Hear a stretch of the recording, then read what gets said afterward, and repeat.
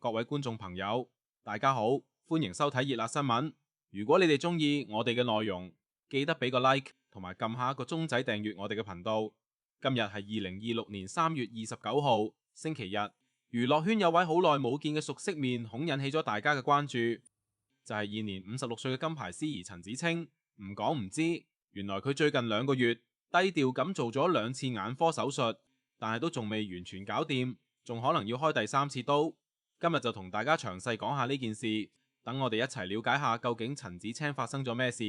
順便同大家講解下呢個困擾佢嘅淚管閉塞到底係咩嚟嘅。講起陳芷菁，相信大家對佢嘅印象都係好專業、好有氣質。佢喺1994年參選香港小姐，雖然入唔到3甲，但憑住出色嘅表現同埋獨特嘅知性美，都成功入咗娛樂界，加入咗無線電視。之後佢拍過好多經典劇集，好似《天地男兒》、1號皇庭咁，當年真係迷到唔少觀眾。不過講到最令觀眾深刻嘅，一定係佢做主持嘅時候。佢做司儀絕對係有一手，由生活放送到每年嘅萬千星輝賀台慶，佢都做得好好，口才同反應都係一流，係 TVB 嘅金牌司儀之一。直到2019年，佢離開咗 TVB 之後，就開咗自己嘅工作室，專注做企業培訓同埋司儀工作，仲擁有超過7項國際認可嘅專業資格。真係好叻女。不過佢嘅人生經歷其實都幾傳奇，可以話係經歷咗好多風浪。佢4歲嗰陣確診患上白血病，即係我哋成日講嘅血癌。當時醫生嘅判斷都幾差，話佢都唔樂觀。好彩佢媽媽好堅強，後來佢跟住爸爸移居台灣，但係又經歷咗父母離婚，爸爸礙於呢啲打擊，情緒跌到落谷底，仲試過因為發高燒而一度命危。當時佢媽媽仲向上天祈求，話願意用自己20年嘅壽命嚟換佢康復。好彩最後佢嘅病情奇蹟好轉，之後佢去咗加拿大讀書，為咗生活要打幾份工，仲要對抗病魔，真係好唔容易。到佢18歲嗰陣，媽媽再婚，佢又再一次受到打擊，搞到患上嚴重嘅胃病。可以話佢由細到大都喺同唔同嘅病痛戰鬥，除咗自己身體唔好，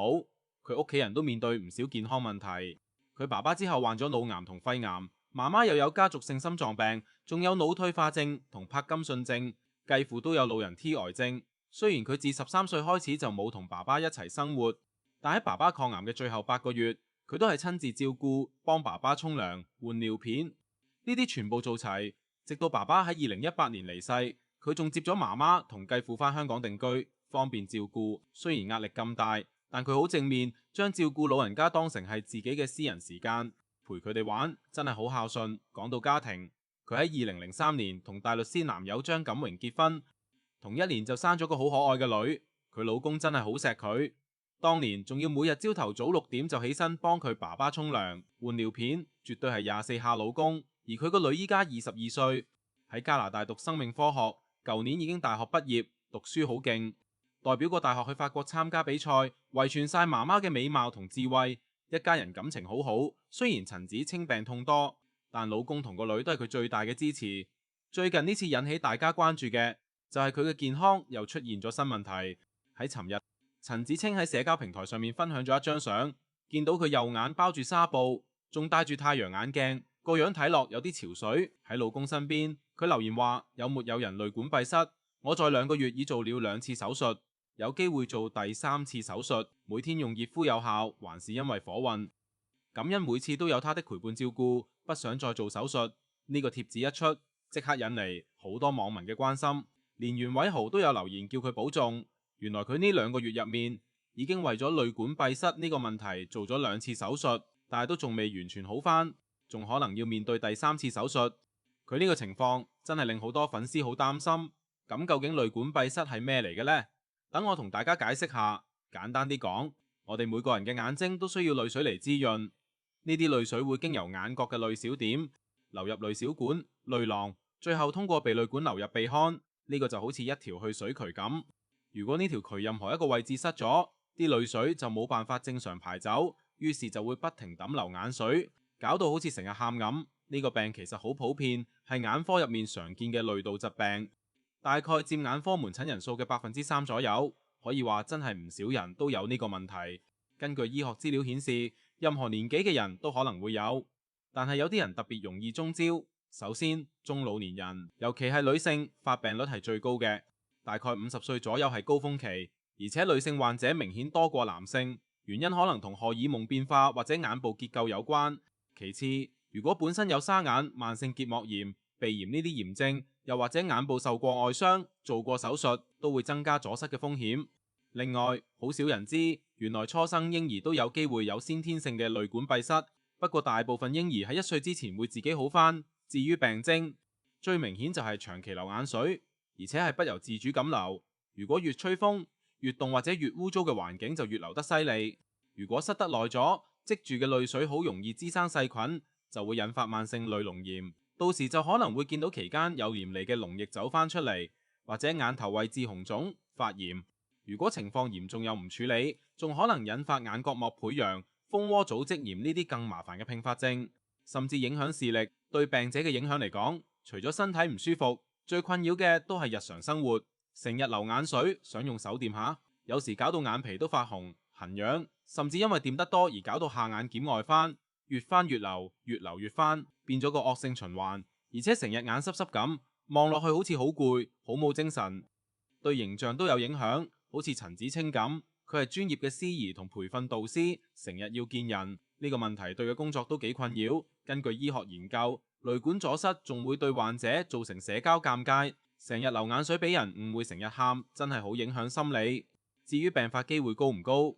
呢個病其實好常見，尤其係我上面提到嗰啲高風險族群，佢唔係話會傳染，但係如果唔理佢，佢唔會自己好返。尤其係成年人，多數需要靠手術先可以根治，好似陳子清咁，佢2個月做咗2次手術都仲未通得返，可見呢個病有時都幾棘手。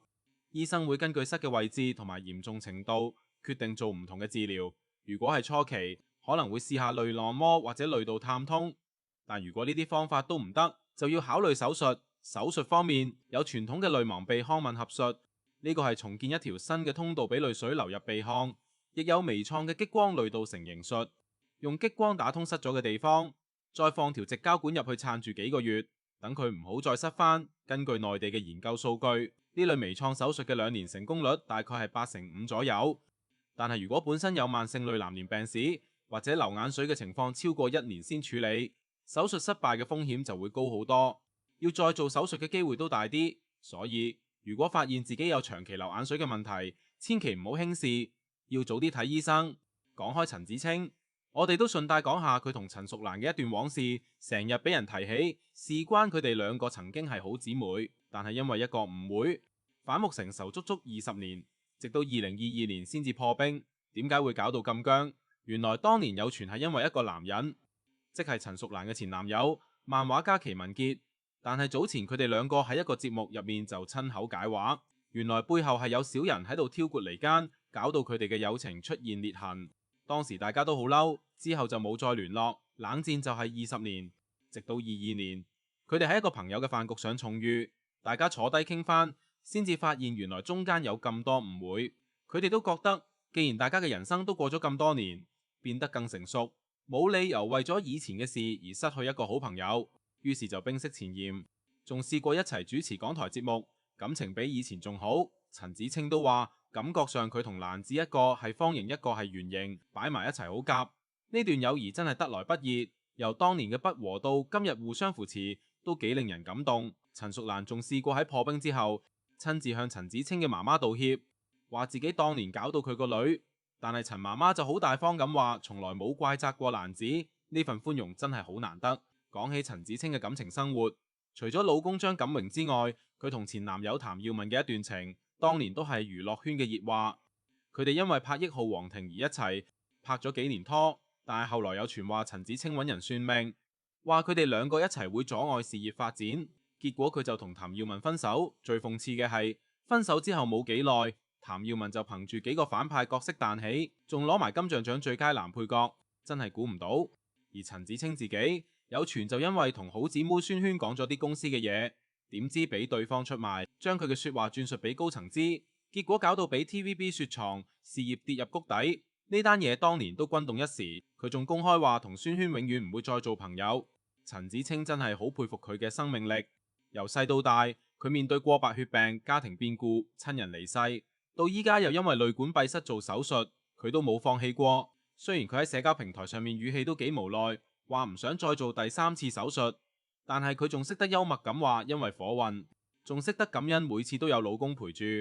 呢份樂觀嘅心態真係好難得。佢仲試過同網民分享，問大家每日用熱敷有冇效，睇得出佢真係好積極咁揾方法幫助自己。其實陳子清呢幾年都低調改咗名，係子字加多咗3點水。佢自己都講過，話高人指點佢指同晶都係草花頭，會太乾，所以要加翻啲水落個名度。改名之後，佢覺得自己心態好咗，身體都好似好咗。呢啲嘢信則有，不信則無。最緊要係佢自己覺得舒服。雖然醫生話有機會要做第3次手術，但係佢身邊有老公同屋企人嘅支持，相信佢一定可以頂得住。我哋都喺度祝佢早日康復，快啲好返，繼續同大家見面。講到淚管閉塞呢個病，其實大家都可以喺日常生活入面留意下，預防勝於治療。平時要注重眼部衛生，勤洗手，用流動水洗面，唔好同人共用毛巾手拍，盡量避免去風沙大或者空氣污濁嘅地方。如果要長時間對住電腦或者手機，都要記得俾眼睛適當休息。如果發現自己或者屋企人經常有流眼水嘅情況，尤其係冇特別原因都係咁流，就應該及早去睇眼科醫生，做個淚道沖洗檢查，睇下係咪有塞嘅問題。早發現早治療，可以避免之後搞到發炎或者要開刀，真係慳翻好多功夫。好啦，今日嘅熱辣新聞就到呢度，多謝大家收睇，記得訂閱同分享，我哋下次再傾，再見。